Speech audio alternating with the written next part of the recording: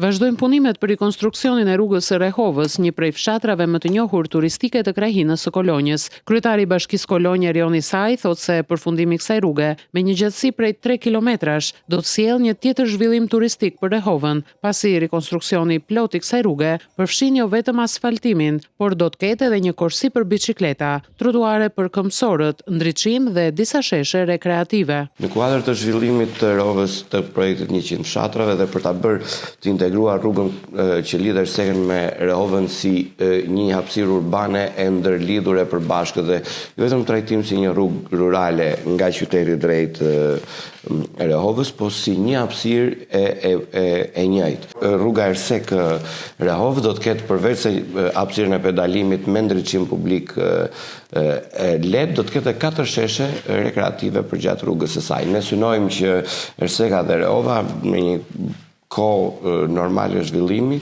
të mos njohin kufi të përbashkët. Punimet e kësaj rruge janë parashikuar të përfundojnë brenda pranverës së vitit 2024. Investimi prej 178 milion lekësh është duke u kryer nga Fondi Shqiptar i Zhvillimit.